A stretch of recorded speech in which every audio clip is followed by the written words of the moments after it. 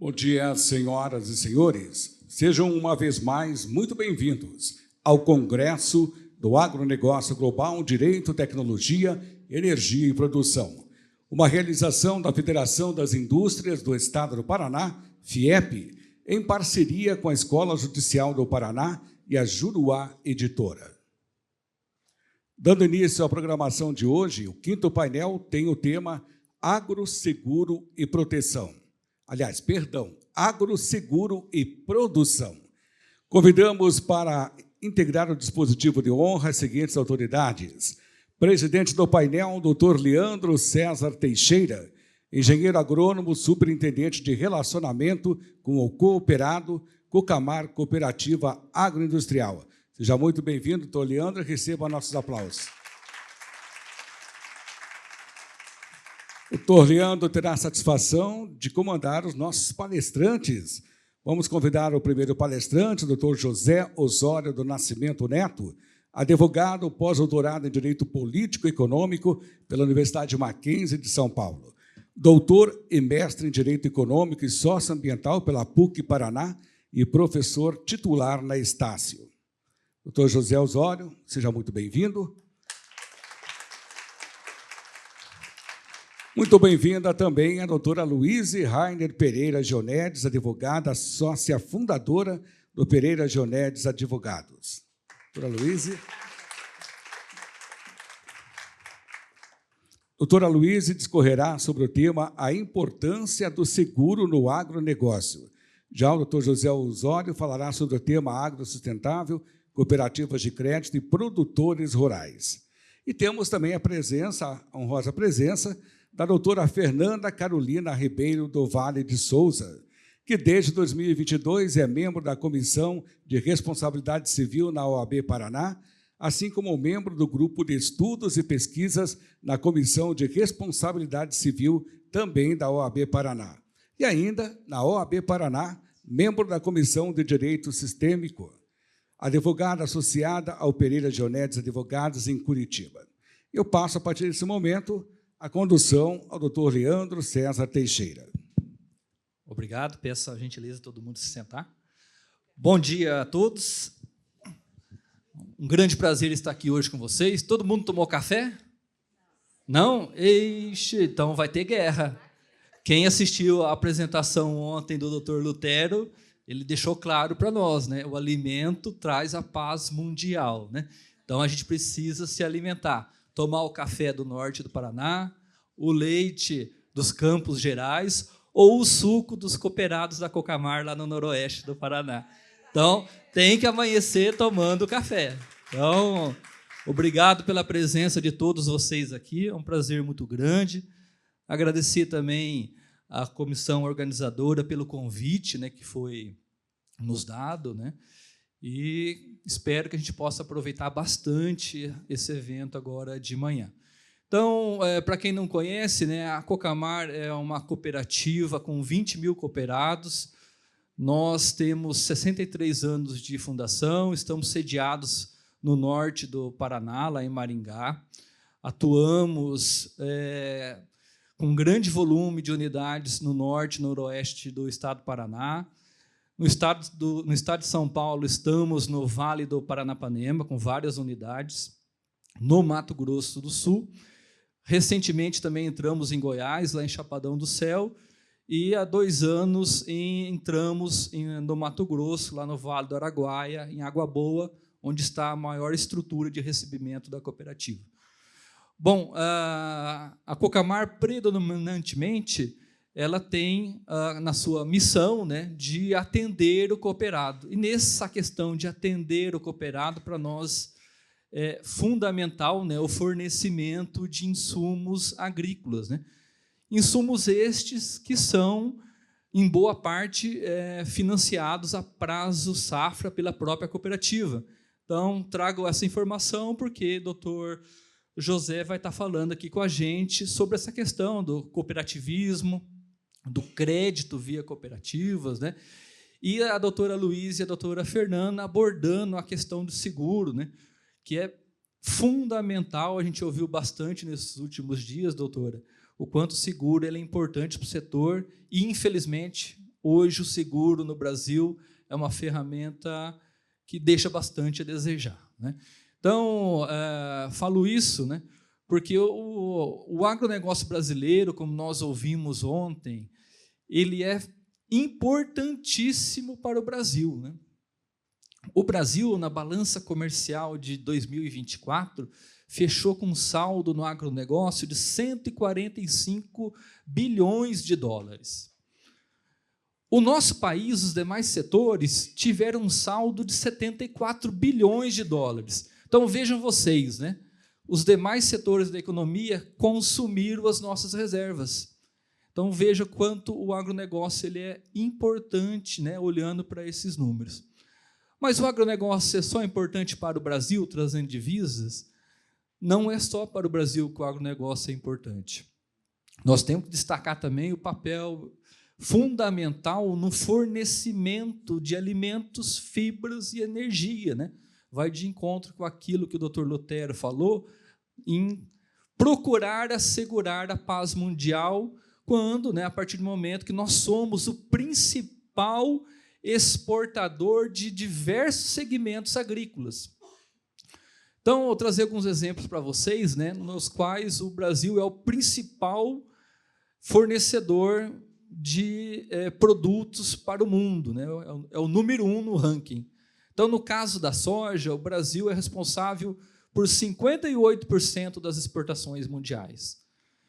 No café, 31%. No suco de laranja, pessoal, é coisa assim absurda. No suco de laranja, o Brasil tem um domínio de 71% das exportações mundiais. Não é à toa que o Trump teve que rapidamente mudar a sua decisão, porque os Estados Unidos é totalmente dependente do suco de laranja brasileiro. No caso do açúcar, 52%. No frango, mais de 30%. E assim vai para vários outros produtos, né?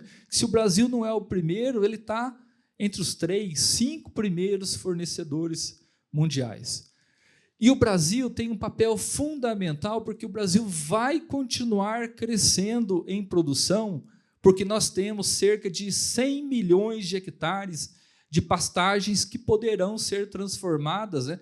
E vão demandar muito crédito, muito recurso, para financiar esses produtores e o seguro para garantir esses recursos.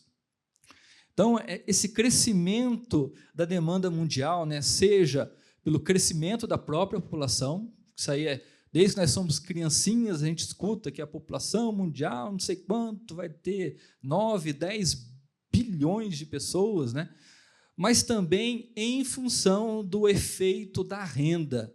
Então, conforme a renda aumenta nos países desenvolvidos, o que acontece com aquele cidadão que passa a ter mais dinheiro no bolso? Ele vai comprar um carro? Ele vai comprar uma casa? Ele não vai fazer isso inicialmente, porque muitas vezes ele não vai ter nem dinheiro ainda para isso, mas ele vai se alimentar melhor. Então, isso é fato. Então, o Brasil é um dos poucos países com capacidade de ampliar significativamente e atender essa demanda internacional. Então, nós estamos, pessoal, no país certo, no país abençoado, que vai gerar oportunidades, não só para pessoas como eu, né, que estou ligado diretamente no dia a dia, todo dia com o setor rural, mas para diversos segmentos da sociedade que vão poder, né, prestar serviços, desenvolver produtos, né, enfim, trazer realmente soluções para que o agronegócio brasileiro continue com toda essa força. Porém, né, aí entrando já no tema, então, né, e reforçando, crédito é fundamental. E hoje o Brasil vive uma insegurança jurídica com relação à concessão de crédito. Como que uma cooperativa como a nossa, que em uma semana vende R$1 bilhão para o cooperado, se sente hoje seguro em fornecer crédito com essa situação da recuperação judicial? Nós estamos cortando crédito do produtor. Então, muitos produtores não vão receber seus insumos agrícolas para plantar a soja.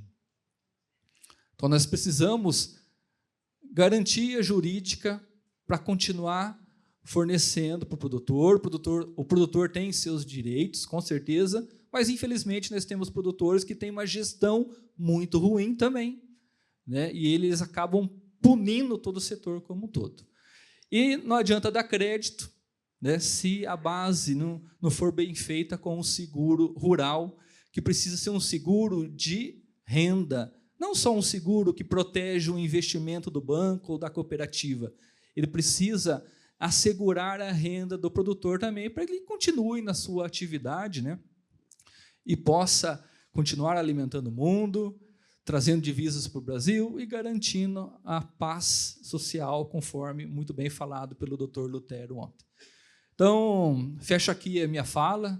Gostaria aí de desejar sucesso aí aos nossos palestrantes nessa empreitada da manhã, e que, quem sabe, a gente tenha no final ainda um espaço para perguntas, né, e que esse momento possa ser bastante produtivo. Então, convido a doutora Luíse para fazer uso da palavra e tenha bastante sucesso.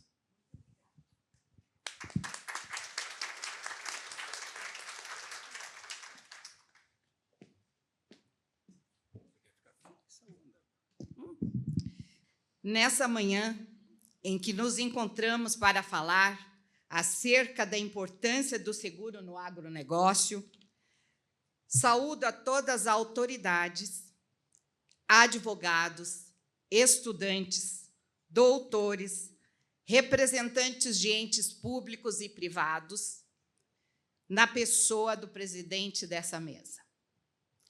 Olha. Agradeço o convite da Juruá Editora, Consinter, para estar aqui. A casa que nos recebe, FIEP, Federação das Indústrias do Estado do Paraná. Ao público presente, um bom café da manhã, ao som da Milonga para as Missões, de Renato Alborguete. Por gentileza, Adriana.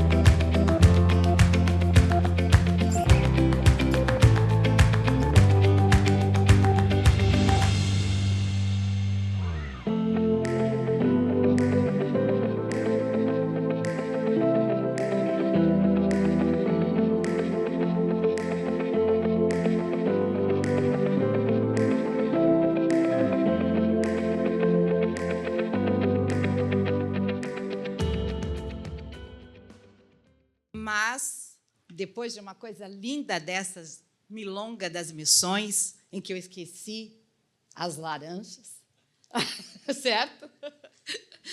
Vamos ao tema que nos trouxe aqui, a importância do seguro no agronegócio.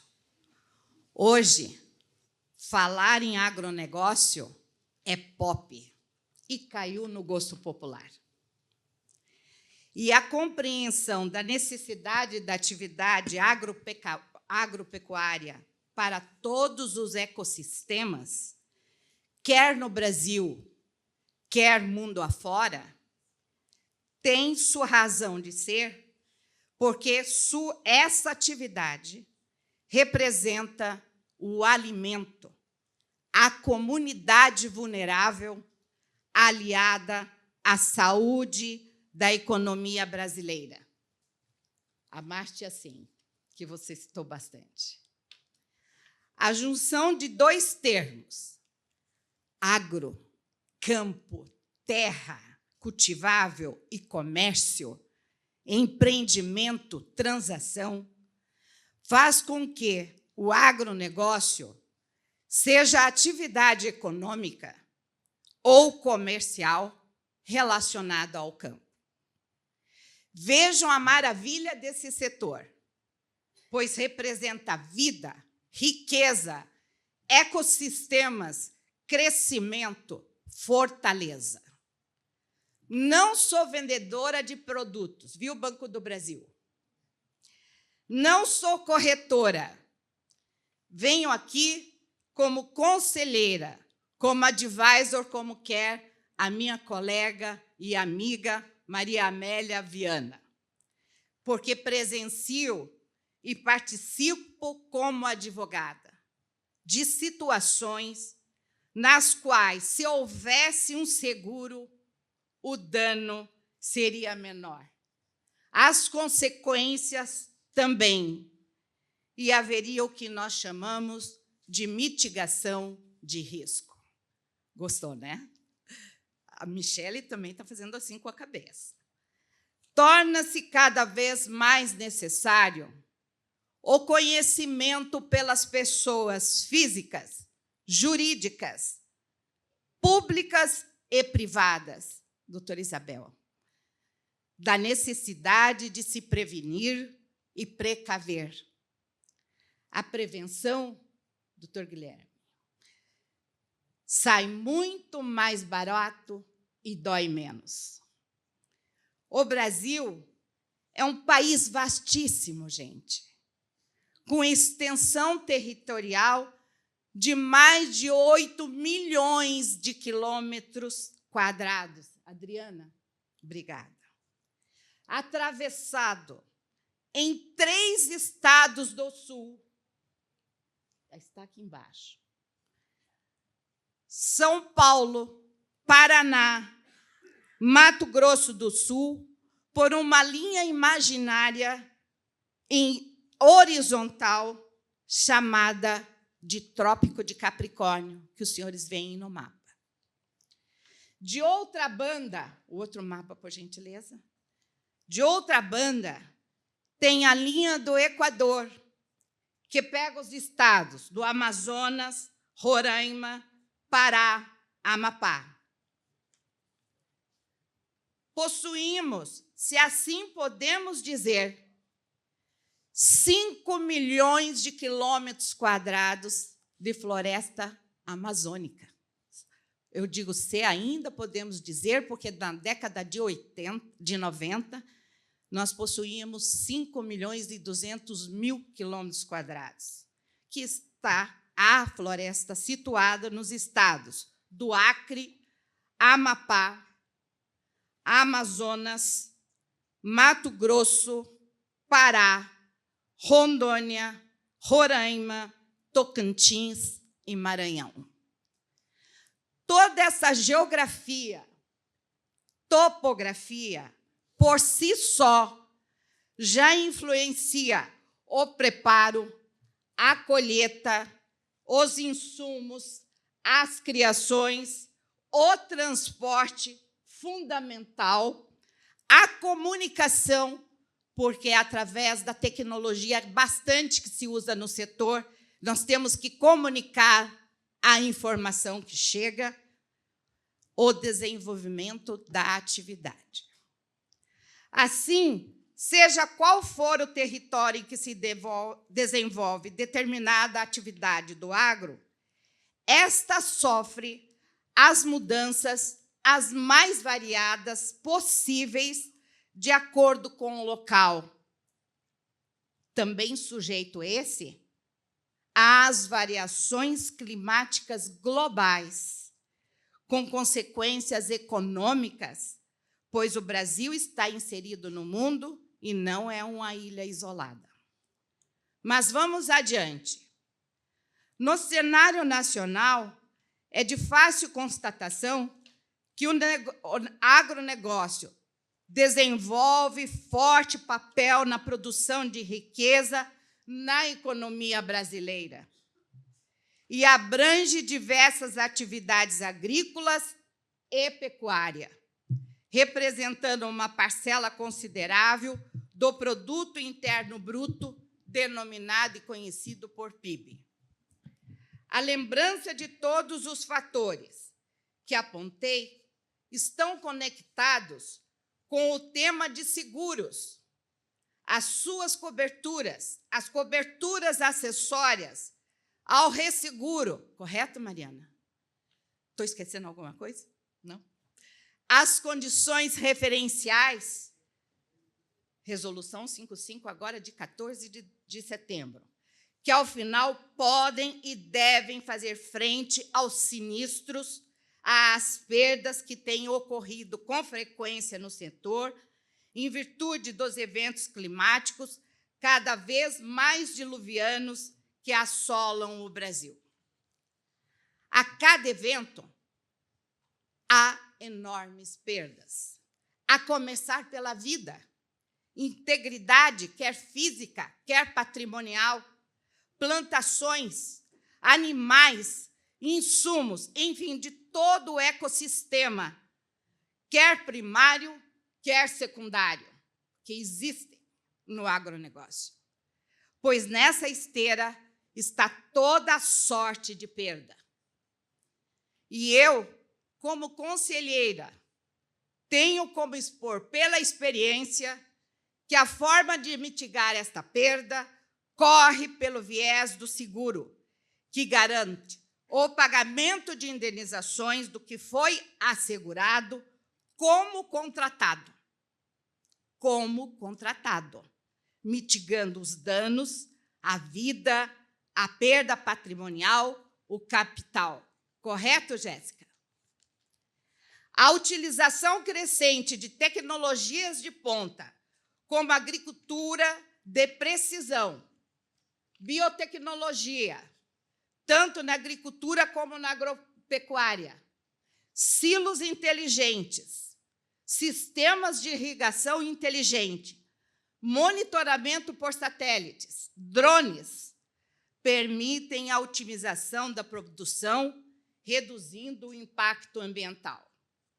Mas, de outra banda, sabemos que há altos investimentos, altíssimos, por sinal, mesmo que subvencionados ou com linhas de crédito mais baratas para o produtor rural, independente do momento que estamos vivendo, que poderá haver ou não cortes.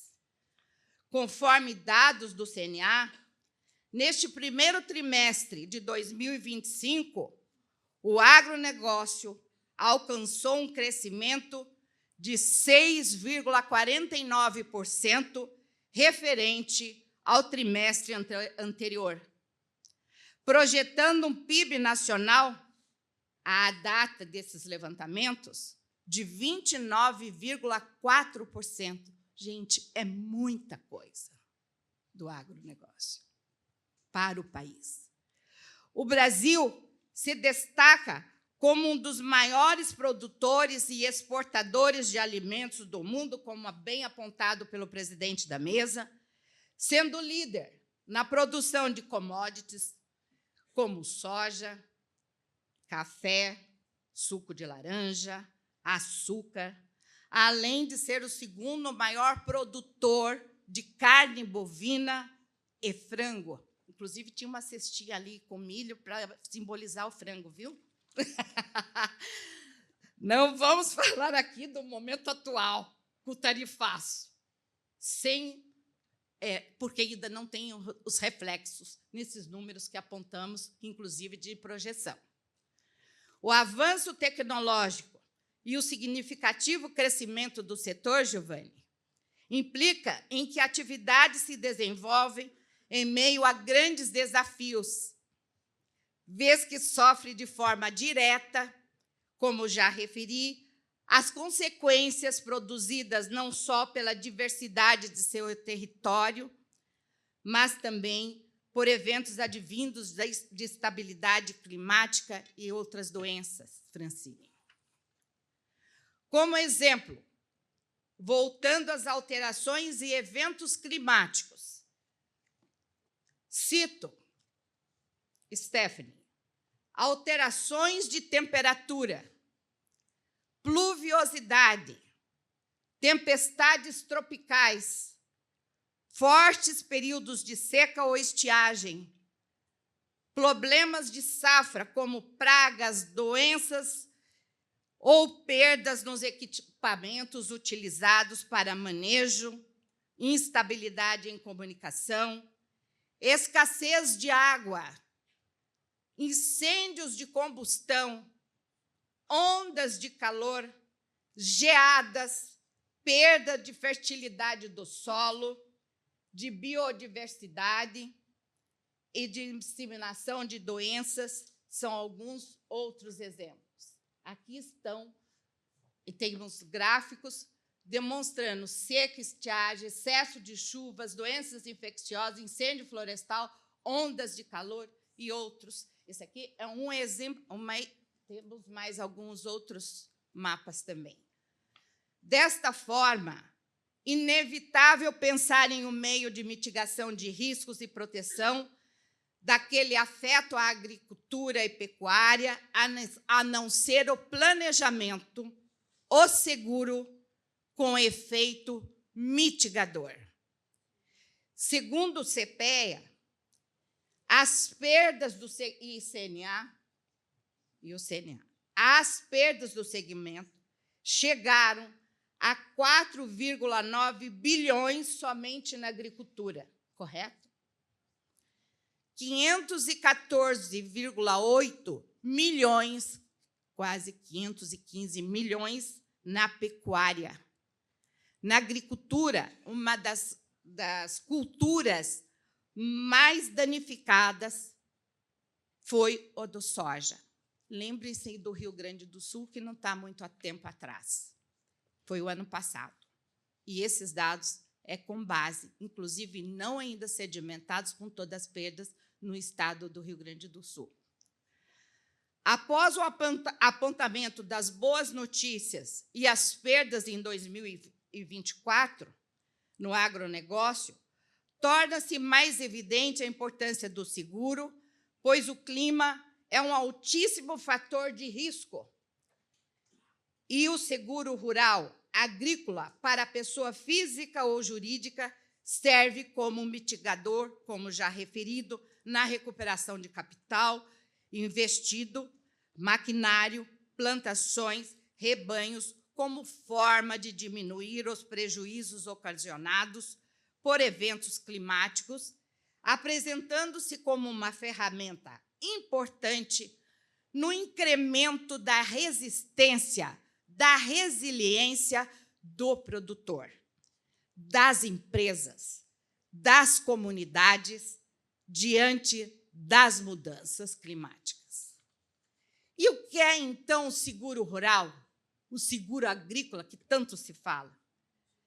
É o conjunto de seguros para o produtor que cobre lavouras. Quando eu digo conjunto de seguros, quero dizer também as indenizações que advêm desses seguros, que cobre lavouras, produção, máquinas e benfeitorias contra as perdas decorrentes também de fenômenos meteorológicos, climáticos, tais como seguro paramétrico, chuva, temperatura, seca, seguro empresarial para riscos climáticos, para usinas, entre elas, usinas eólicas, elétricas, termoelétricas, diante de instabilidades climáticas, desastres naturais, com apólices complementares para enchentes, desmoronamentos são alguns dos exemplos. Cito ainda modalidades de seguro rural, como o aquícola, de benfeitorias e produtos agropecuários, de floresta, de vida do produtor, cada qual possui abrangência, coberturas, cláusulas específicas e particulares que regerão o contrato pactuado. Tem que ser lido, tem que ser estruturado, tem que ser verificado e orientado. O seguro do produtor rural, eu estou olhando o meu tempo também. O seguro do produtor rural, por ter subvenção, deve ser ágil, rápido, estável na contratação, no acesso à subvenção, na indenização por conta da atividade do produtor, pois essa representa um instrumento de política pública, de soberania alimentar, de política, inclusive, anticíclica de inflação. Olha a beleza disso tudo. Urge, assim, que o setor como um todo tenha conhecimento de como pode mitigar os riscos da atividade do agronegócio, advindo das variações, mudanças, instabilidades climáticas que sabemos não serão interrompidas, pois não está ao alcance do homem tal feito, enquanto as induzidas pela ação, estas sim podem e devem ser tratadas. Para finalizar, alerto a todos que as instabilidades e o que o Brasil sofre hoje por instabilidades climáticas ou variações climáticas não é mais considerado uma área futura, ela é agora, e não é mais considerada imprevisibilidade, ela passa a ser previsível. Portanto, o seguro é o melhor negócio em termos de mitigação e planejamento na área do agronegócio. Meu muito obrigada e passo agora a palavra para a minha colega Fernanda Caroline, que falará ainda sobre o tema.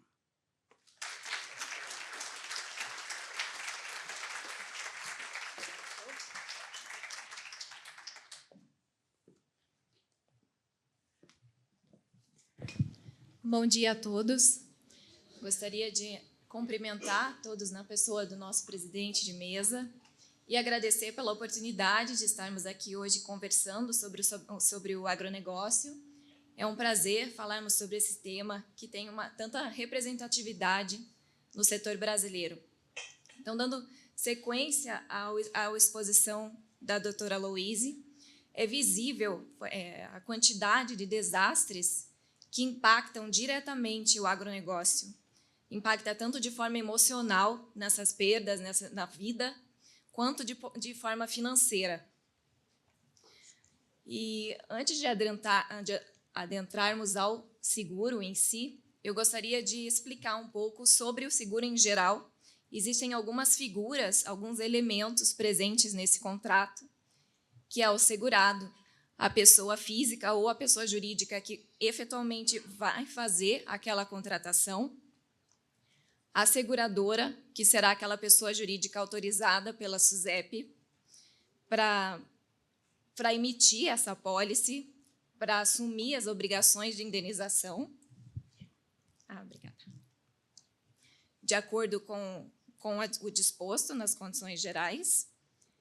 O prêmio, que é o valor pago pelo segurado para contratar o seguro, é o custo desse seguro, né, o valor que ele tira do bolso para fazer essa contratação. A apólice, que é o contrato, é um instrumento que demonstra a existência desse seguro. Ele vai incluir o período de vigência dessa relação contratual e as coberturas contratadas. Então, sobre o que aquele segurado quer se proteger. As condições gerais, que é um conjunto de obrigações e direitos de ambas as partes. O sinistro, que é a ocorrência do evento que produz danos. A indenização em si, Então, a indenização é o valor pago pela seguradora ao segurado em caso de um sinistro indenizável, conforme o disposto nas condições gerais, conforme o disposto ali naquele contrato, naquela apólice. E o risco, que é esse acontecimento futuro, incerto e imprevisível e que independe da vontade deste segurado. Então, eu trouxe aqui uma figura que fica mais fácil identificarmos essa relação. Então, a partir do estabelecimento dessa relação contratual, do contrato, o segurado efetua o pagamento do prêmio para essa seguradora e, a partir do acontecimento de um risco, então, daquele sinistro que independeu da vontade daquele segurado, a seguradora vai efetuar o pagamento dessa indenização para ele, claro, respeitando o que tiver disposto ali nas condições gerais e no contratado. Então, há o que a gente chama de transferência do risco. O segurado ele passa a responsabilidade do pagamento dessa indenização para a seguradora. Claro, novamente, a depender do que foi contratado, das condições, das coberturas presentes naquele seguro. Então, trazendo essa questão para o agronegócio, para o seguro rural, a Confederação Nacional das Seguradoras ela apontou que o Brasil ele tem menos de 10% das áreas protegidas seguradas. E isso apesar, né, do agronegócio ele ser uma das bases da economia nacional, ele representa 6,49% do PIB brasileiro, que foi apurado no primeiro trimestre de 2025. Essa participação reduzida do seguro rural, ela traz muita vulnerabilidade para o agronegócio, principalmente diante dessa crescente e constante mudança climática. E esses dados eles ficam ainda mais alarmantes quando nós analisamos o desequilíbrio existente entre a quantidade dos hectares segurados e a quantidade de acionamento e das indenizações que ocorreram no setor. Então, uma pesquisa efetuada pelo Poder 360 apurou que em 2021 eram 13,7 milhões de hectares segurados. E esse número despencou em 2024 para 7,2 milhões de hectares segurados. É uma queda de quase 47%. É muito alto. E em 2025 é esperado uma queda ainda maior em razão do corte de 42% do orçamento do PSR, que é o Programa de Subvenção ao Prêmio do Seguro Rural. Por outro lado, quando nós avaliamos o volume de acionamento da seguradora e a quantidade de indenização paga no setor, nós temos que, em 2013, foram pagos 781 milhões de reais. E, em 2024, esse número pulou para mais de 60 bilhões de reais. Então, o seguro agro ele é muito sensível, ele é muito vulnerável. E o seguro ele vem justamente para proteger essa vulnerabilidade, para proteger o patrimônio desse produtor, vai recompor o patrimônio desse produtor e, ao mesmo tempo, ele protege toda a cadeia que está envolvida nesse setor. Ele vai garantir a continuidade dessa atividade econômica, ele vai mitigar esses riscos, atendendo a todos os produtores, a todos os credores existentes. Porque se nós avaliarmos que, eventualmente, um produtor que não possui um contrato de seguro e ele sofre uma intempérie muito forte, é capaz que ele entre, por exemplo, numa falência. Isso gera um efeito em cascata muito grande, porque ele atinge a todos os credores, aos bancos, impacta, inclusive, a performance, por exemplo, dos bancos, ao valor das ações, se eventualmente eles estão listados na Bolsa de Valores. Então, como incentivo à contratação, nós temos, né, esse PSR, a subvenção ao prêmio do seguro rural, que é um auxílio de custo do governo federal para reduzir o valor desse seguro, do prêmio, né, que é aquele custo que é o que sai do bolso desse segurado. E essa subvenção ela é justamente um dos temas da resolução SUSEP número 55, essa recentíssima resolução de 17 de julho, que entrou em vigor agora dia 1º, e que estabelece condições referenciais para o Plano de Seguro Rural, para o PSR, com a subvenção econômica do prêmio. Então, a ideia é permitir, essa resolução ela vem para permitir que ambos os contratantes eles entendam o que está estabelecido naquele contrato. Trazer uma maior transparência, uma relação igualitária entre aquelas partes, tanto o segurado quanto a seguradora. E a seguradora que ela optar por se cadastrar nesse novo produto subvencionável, ela precisa incluir nas condições gerais os critérios da CSG. Então, é a obrigatoriedade, né, de respeitar os aspectos ambientais, sociais, de governança, e no curso daquele contrato, tanto o segurado quanto a seguradora, elas precisam observar os critérios da ESG sob pena de infringir o que está disposto nessa resolução. E essa resolução ela é extremamente alinhada com o novo marco de seguro legal, a Lei 15.040 de 2025, que entra em vigor agora, em dezembro deste ano. Então, quando falamos de alterações climáticas, nós falamos sobre ausência de controle. E o seguro, ele surge justamente como uma forma de proteção. Para o produtor, o seguro rural, ele tem um papel muito forte. Ele é uma espécie de um escudo, de uma garantia capaz de recompor o patrimônio dele, né? Como foi comentado anteriormente.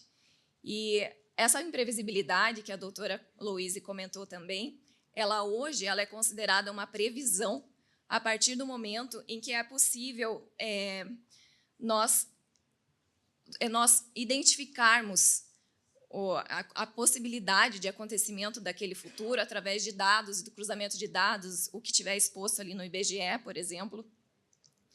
E o seguro ele vem, então, a partir do contrato desse seguro, ele vem para suprir aquele ápice identificado como um possível risco, para garantir a continuidade desse negócio e proteger, né, a economia desse produtor.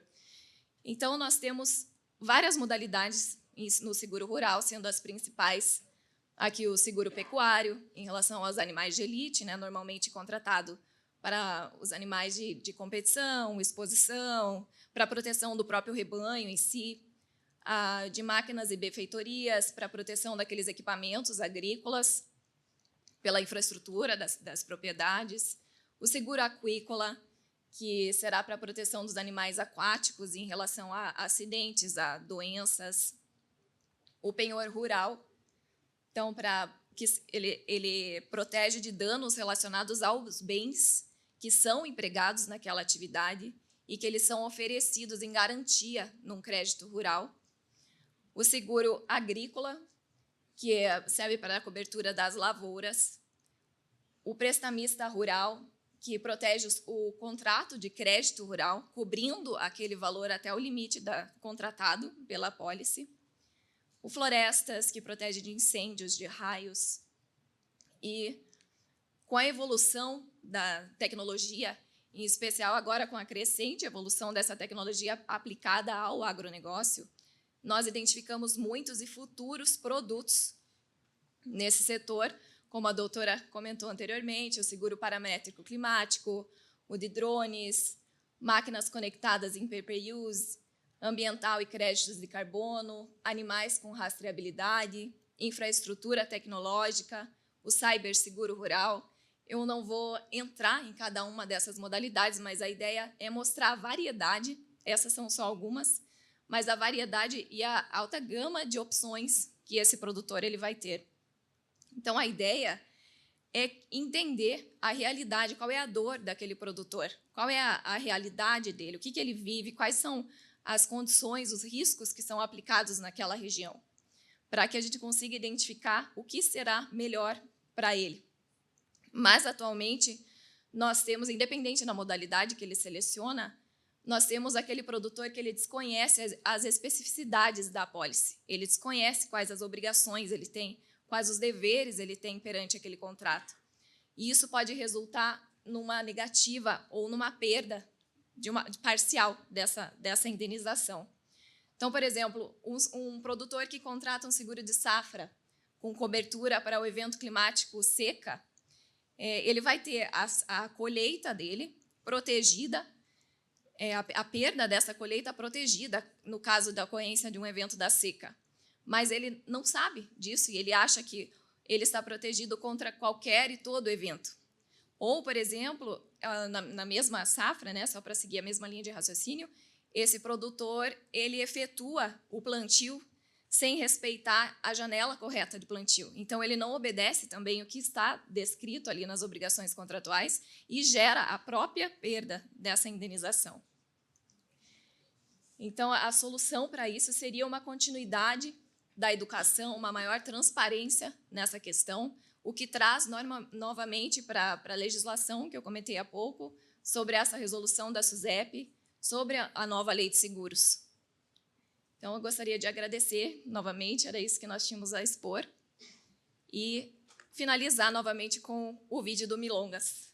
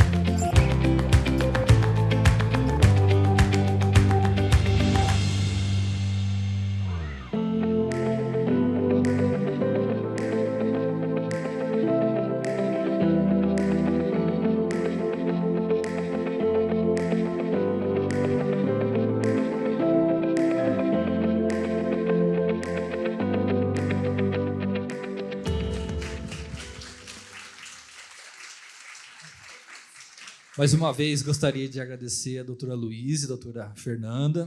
Um assunto extremamente importante. Havendo tempo no final, a gente vai abrir, então, para questionamentos. Então, eu convido o doutor José Osório, que vai trazer o tema aí relativo à sustentabilidade, às cooperativas de crédito, né? Então, fique à vontade, por favor. Bom dia, pessoal.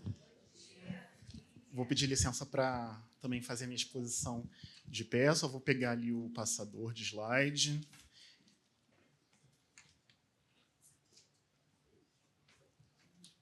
Bom, pessoal, primeiro, cumprimentar a mesa, que se faz presente aqui junto comigo, doutor Leandro, doutora Luísa, doutora Fernanda. Que elegância de apresentação e também de conteúdo, né?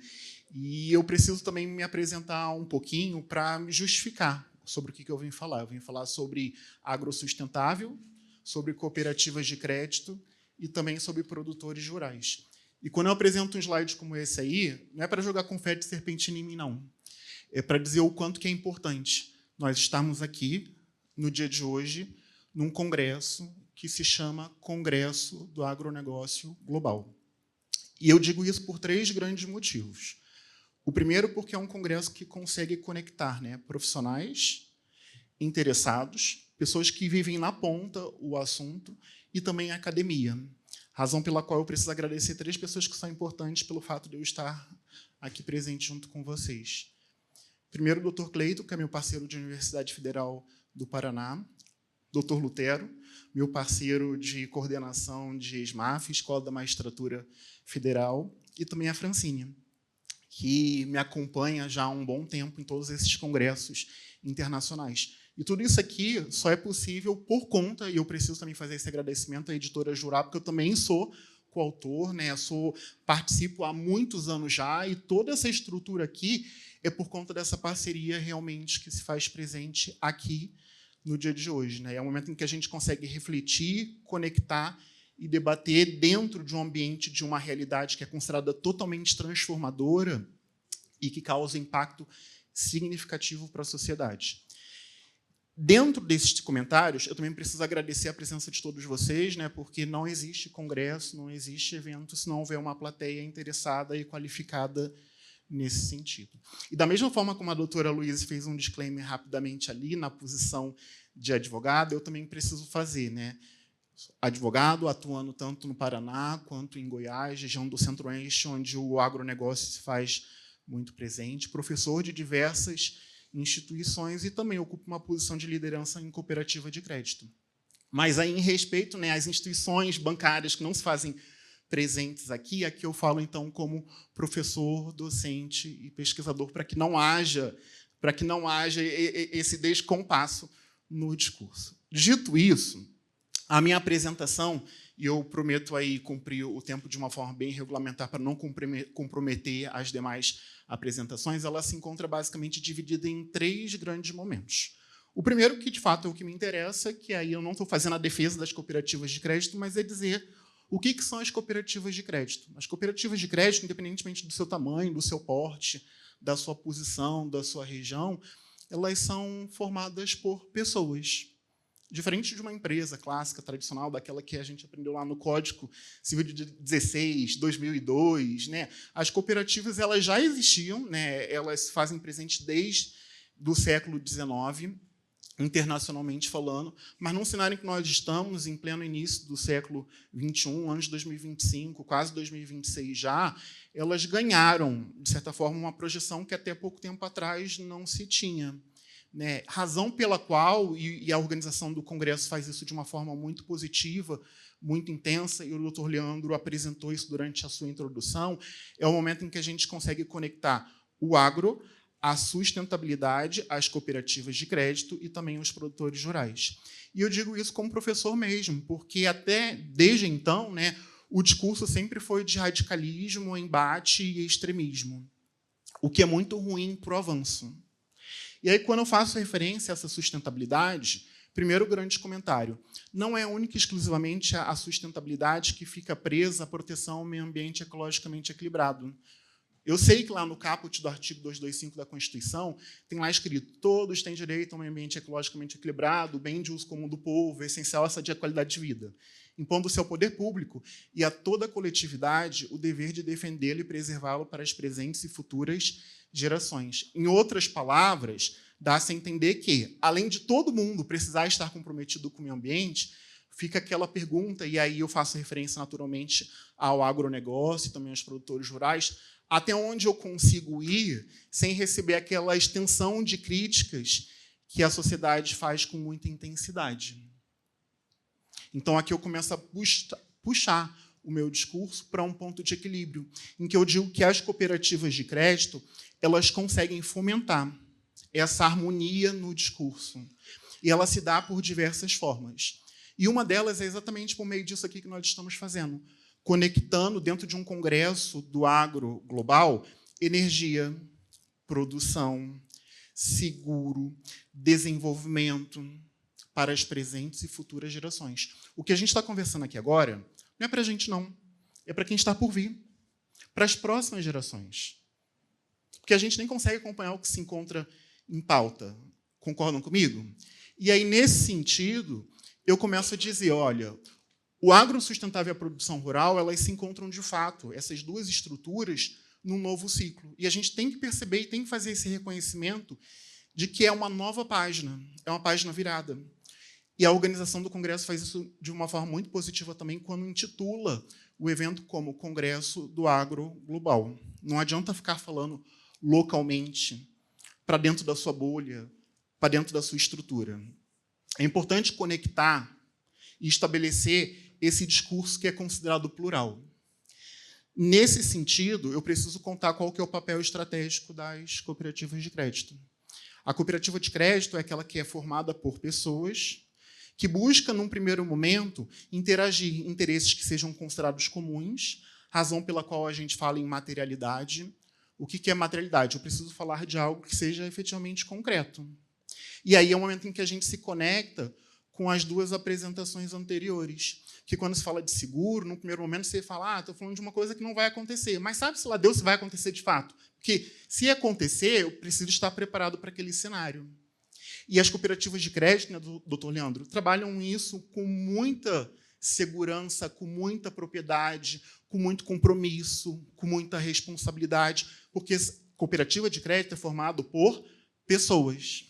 E aí mora a diferença com relação às instituições bancárias, os famosos bancos comerciais clássicos, que eu não vou citar os nomes, mas vocês sabem perfeitamente quais são. Por isso que eu fiz aquele disclaimer. Nesse sentido, entram também os chamados produtores rurais. E aí é o momento em que a gente começa a fazer referência à proteção, à sustentabilidade e ao crédito, que são três palavras que conectam com muita intensidade, de fato, o produtor rural, que é ele quem fica na ponta. É ele quem fica na linha de frente. É ele quem faz a coisa acontecer para chegar no final do mês e todos aqueles números que todas as demais apresentações já apresentaram confirmam com muita seriedade, porque são dados. A gente não está falando de achismo, de hipótese, a gente está falando, de fato, de coisas que acontecem num país chamado Brasil.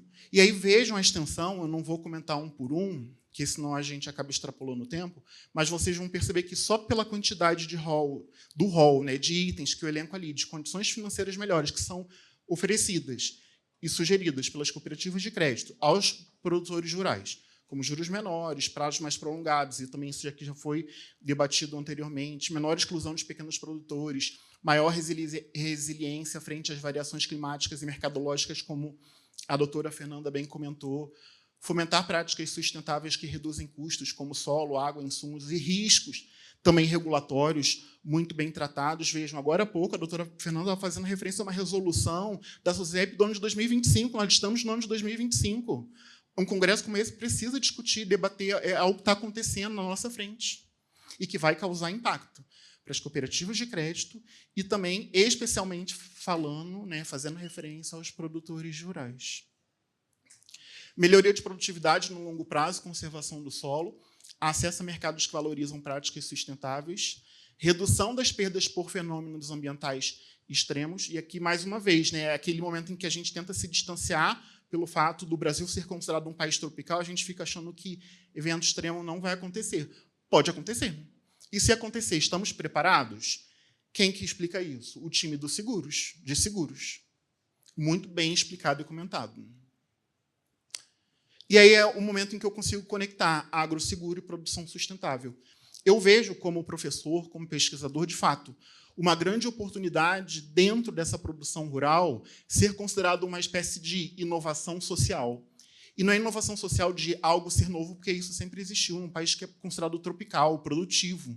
Tem todas as condições plenas de temperatura, pressão, espaço, para que o assunto flua na maior naturalidade possível. Mas, quando eu faço referência à inovação social, é exatamente essa oportunidade que a gente está tendo aqui de replicar para a comunidade, que nem sempre entende o que nós estamos conversando aqui. Eu não estou dizendo que a nossa sociedade não seja capacitada a compreender um assunto que envolve o agronegócio como sendo algo pop ou popular, mas no sentido de aproximar um discurso que faz parte, de fato, da nossa realidade. E o que isso tem a ver com cooperativa de crédito? Que, diferentemente das instituições clássicas e instituições financeiras bancárias, existe, de fato, um comprometimento de implicar o impacto positivo perante as comunidades onde nós atuamos. Como?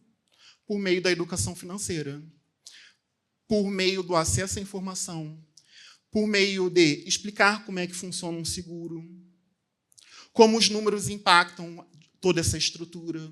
Então, é aquele momento em que compete a nós que estamos aqui replicar de alguma forma essa mensagem para quem não se encontra aqui. Porque senão a gente vai ficar eternamente na mesma bolha para sempre. E esse não é o objetivo. E aí é o momento em que eu começo a me aproximar, de certa forma, aqui da segunda parte da minha apresentação, que ela é bem curtinha, em que eu digo que o agrosustentável ele tem o seu valor comunitário. Ele tem o seu valor comunitário, primeiro, porque ele é um ativo socioeconômico estratégico e não reputacional, que essa é uma preocupação que o agronegócio sempre teve e provavelmente vai continuar existindo, porque é natural, faz parte da sua essência, faz parte da sua estrutura. Não tem como negar isso. Gera vantagens competitivas, e aí, naturalmente, né, a gente também não consegue se furtar a respeito disso, de imagem, fidelização, acesso aos novos mercados. E, de fato, o que me interessa, instrumentos como selos verdes, CPR verde e os chamados créditos de carbono, que foram muito bem comentados em palestras anteriores.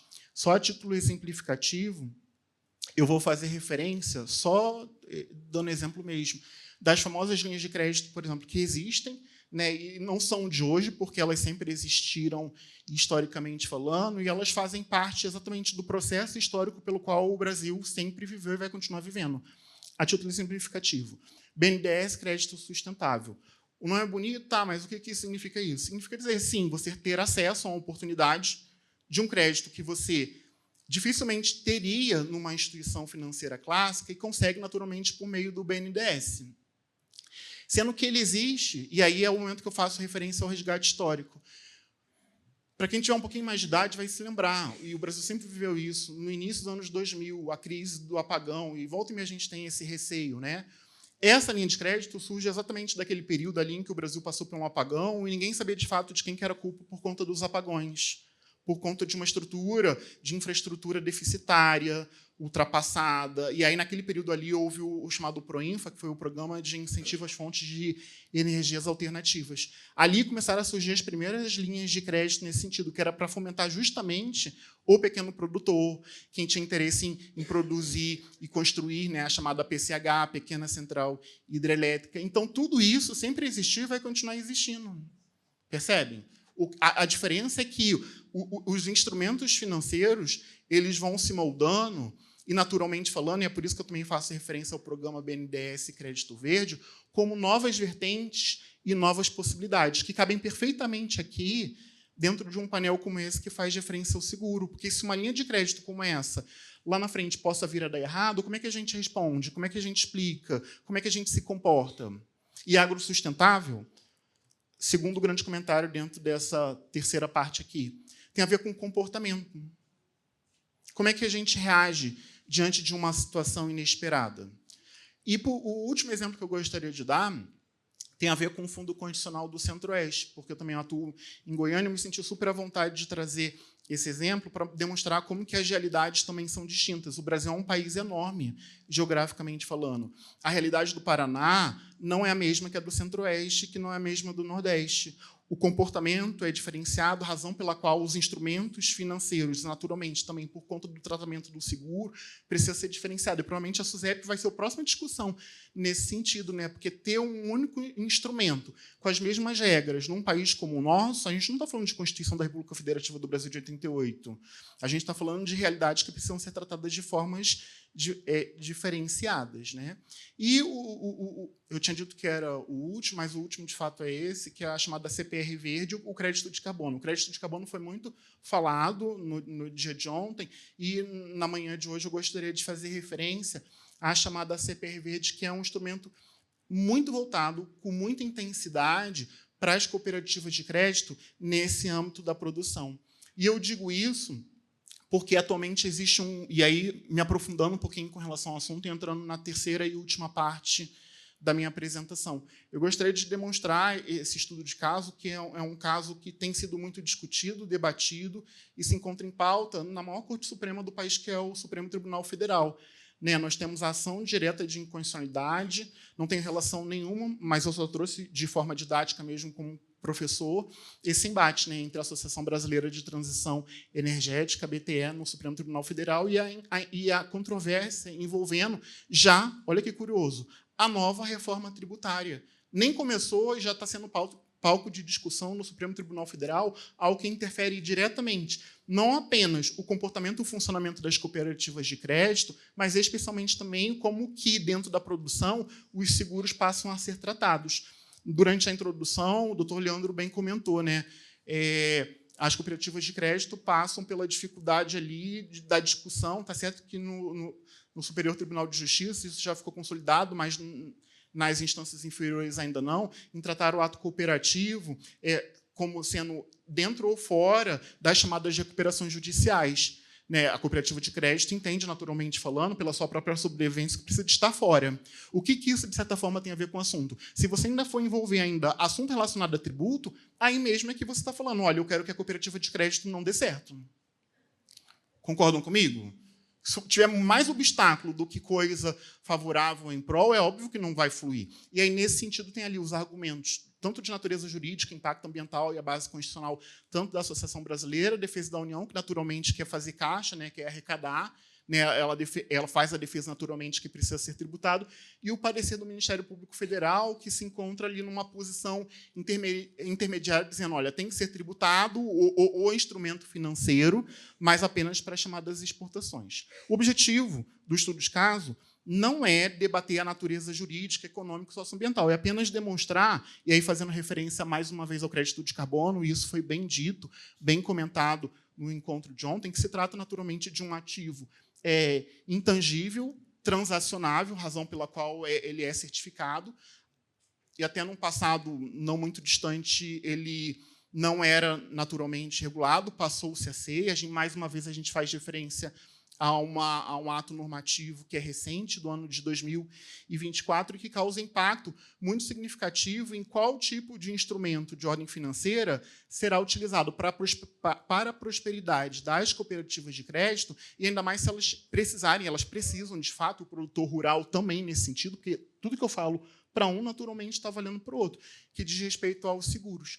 Dentro desse quadro comparativo entre a CPR Verde e o crédito de carbono, e ambos podem ser considerados instrumentos de ordem financeira voltado para o agrosustentável, seja para a cooperativa de crédito, seja para o produtor rural, eu gostaria de fazer referência a basicamente duas linhas ali dentro dessa estrutura.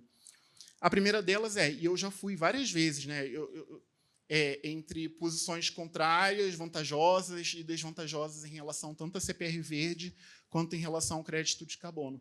O crédito de carbono talvez seja um instrumento, né, de ordem financeira voltado para as cooperativas, numa leitura mais macro e geral, como sendo a mais clássica, porque é a mais comum, é que todo mundo fala, é que todo mundo debate, todo mundo comenta, e é isso, eu acho que também tem a ver um pouquinho pelo fato de, até então, não precisar ser regulado e ser pautado basicamente por uma certificação. E ontem houve uma pergunta bem bacana aqui da certificação local ou da certificação estrangeira, e tem, naturalmente, as suas vantagens, mas a desvantagem assim que eu vejo, pelo menos para as cooperativas de crédito, aí também fazendo uma leitura para a produção e para o seguro, é que o crédito de carbono, na verdade, ele fica único e exclusivamente restrito àquela certificação. E, para quem gosta do direito, sabe que o papel, na verdade, a gente aprendeu isso lá atrás no passado, entre você ter o papel e ter aquilo ali efetivamente acontecendo e produzindo efeito, tem uma janela, tem um gap bem considerável.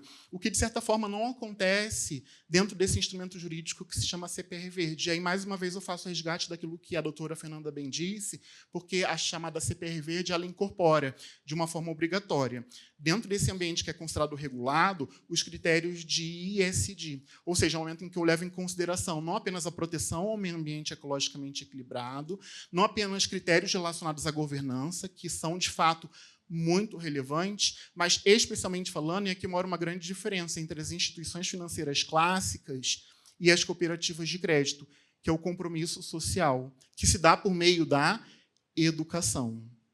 Né? Então, eu sei que aqui nós também temos, além de profissionais, produtores rurais, representantes de diversos estados, estudantes também. Né? E é essa mensagem que a gente precisa replicar para o futuro. O quanto que a educação também transforma. E aí, para me aproximar, de fato, do final, vejo ali que na linha 3, quando eu faço referência à regulação, a regulação ali do crédito de carbono, a mais atualizada, entre aspas, falando, é da Lei 15.042, do ano de 2024, ontem. E o crédito de carbono sempre foi falado, discutido, comentado. Agora, quando a gente faz referência à chamada CPR Verde, que inclusive tem negociação de forma indireta por meio da Bolsa de Valores, tem uma regulação da década de 90. O que a gente ficou fazendo durante 30 anos que esse negócio não foi discutido, não foi comentado? Houve um gap também. Razão pela qual, mais uma vez, eu fecho aqui a minha fala agradecendo assim demais pela oportunidade.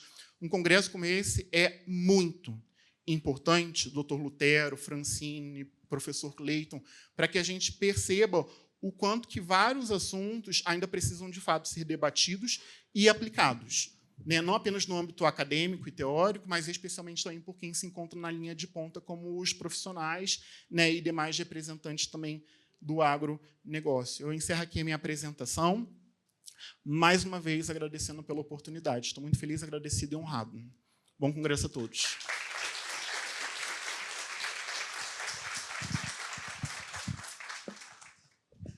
Obrigado, doutor José Osório, parabéns. E aproveitando o gancho, ele, como colaborador de uma cooperativa, não poderia deixar de falar. Falei para vocês, sou da Cocamar, uma cooperativa paranaense.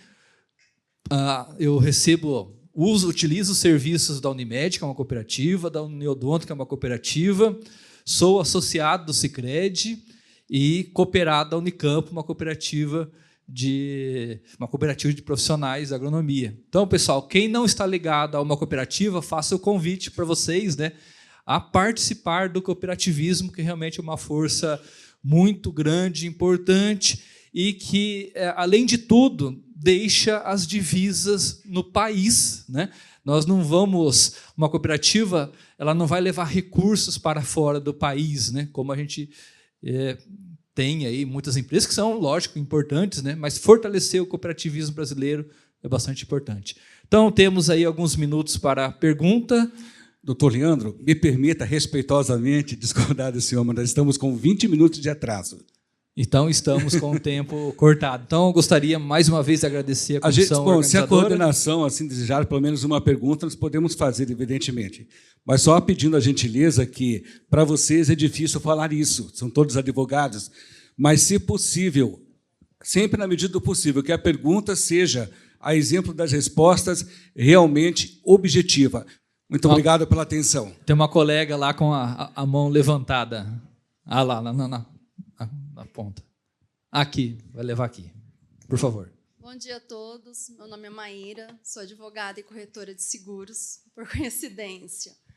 É importantíssimo o que vocês falaram, concordo com praticamente tudo, mas como toda atividade de nós aqui depende do produtor, eu vou trazer um pouco dos meus clientes, pequenos e médios produtores, para falar da dificuldade deles nessas questões.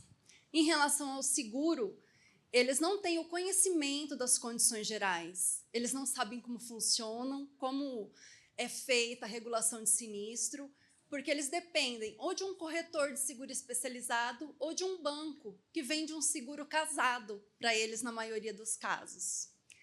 Mas eu acho que o principal problema, e esse é a minha dúvida e peço ajuda para vocês, é solucionar a questão da proteção deles quando se trata de dívidas com cooperativas, com revendas de insumos, que eles, muitas vezes, têm um contrato de seguro garantindo essa dívida.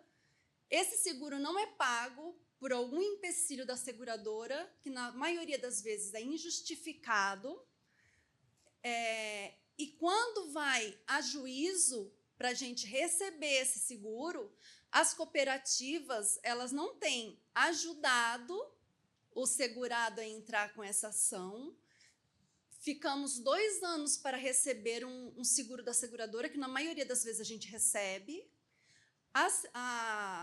Como eu posso dizer, as cooperativas protestam o segurado, impedindo que ele continue com os meios dele para plantar, na maioria das vezes, e na hora de pagar, elas não aceitam só os juros legais, que foi pago em ação. Elas colocam mais juros ainda, por mais que essa dívida esteja garantida por um seguro. Então, isso tem sido uma dificuldade para o produtor, mesmo estando com o seguro. É importantíssimo que os seus clientes sejam acompanhados pela senhora na leitura das cláusulas, das condições. Isso é muito importante. Não, eu estou dando a resposta que a senhora me pediu. Então, só um momentinho. É muito importante, porque, às vezes, quando vai ser feita a análise pela seguradora, o que acontece, o que nós deparamos no dia a dia, é que, geralmente, o contratante fez o contrato pensando que ele estava sendo segurado, como a minha colega falou, numa plantação, numa safra, que seria coberta contra incêndios, contra pluviometria e tudo. E não foi isso que ele segurou. Com relação à ação, porque se ele fez isso, realmente a seguradora não pode avançar além das condições gerais e especiais que foram assinadas pelo cliente, porque ela estaria agindo contra a orientação e contra a legalidade imposta pelo órgão regulador, que é a SUSEP. Então, isso é preciso, como eu disse, que precisa ser assistido, precisa saber o que está sendo contratado, precisa ser lidas as condições gerais, que eu vou confessar que, quando eu pego o contrato, é desse tamanho, e, muitas das vezes, eu, como contratante, tenho preguiça de ler. E isso, como profissional, eu já não posso fazer. Eu tenho que ler, eu tenho que estudar, eu tenho que orientar o meu cliente para que aquilo que ele está contratando seja mesmo o interesse que ele quer proteger. Uma. Dois, com relação a juízo, para não me alongar muito, se alguém quiser fazer algum complemento. Em juízo, nós sabemos, como advogados, que o valor que vai ser cobrado até a data do que vai a juízo é o do contrato. É aquilo que foi contratado como valor de prêmio, como valor de indenização daquilo que estão nas condições gerais e especiais, nas coberturas. Passando disso, em juízo, eu tenho que observar o que o juízo me obriga a fazer, o que o Poder Judiciário tem como consagrado? Juro legal. Então, até a data do ajuizamento e da citação, inclusive, ontem estava uma discussão no escritório se era da data da citação ou a data de lá. Não, se da data até a data da citação, vale o contrato, a pacta sunt servanda, o que foi contratado.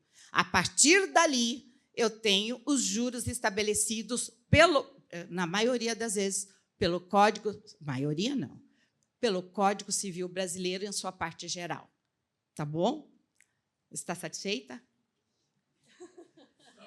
Não, assim, sim, mas não, acontece que é o que... Eu concordo plenamente com a doutrina e a boa doutrina e jurisprudência estão intercambiando toda essa resposta que eu estou dando. Concordo plenamente, né, com a doutora, agradeço. Com relação só às condições gerais. Infelizmente, quem faz o seguro, que é o corretor, não passa as informações para o pequeno produtor e médio. E eles são pessoas leigas, que, se eles lerem aquelas condições gerais, como a doutora bem sabe, são complexas. E cláusulas completamente pró-seguradora. Não são cláusulas pró-segurado. Só um momentinho. Na lei que vai entrar em vigor, e tem uma discussão se é dia 9, 10 ou 11, aos moldes do que aconteceu com o Código de Processo Civil. Então, vamos pelo pior dos cenários, dia 9.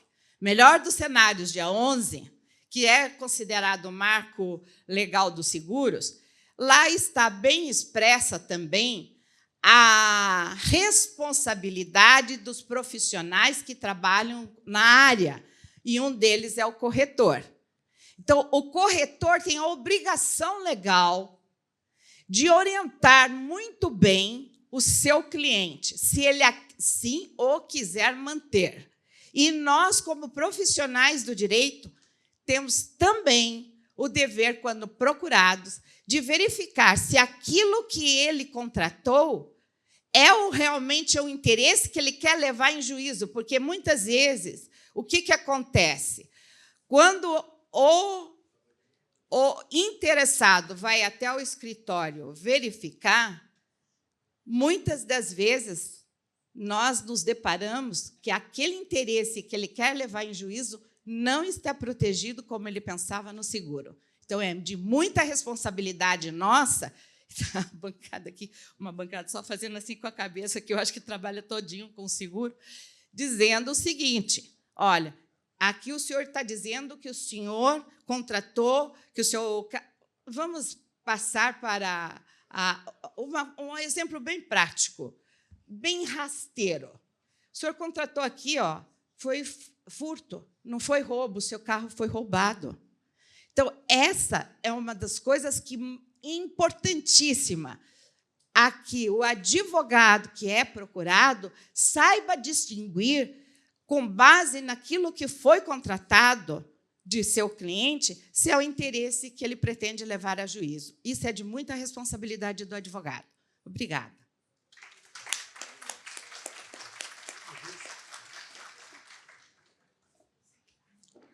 Nós queremos agradecer aos nossos painelistas, uma salva de palmas, e pedimos para que a doutora Luíse permaneça à frente.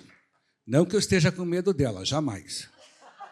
Quando ela chegou, me deu um abraço tão afetivo, carinhoso, sem me conhecer. Quando ela veio falar que não tinha nada a ver comigo, mas eu fiquei com medo.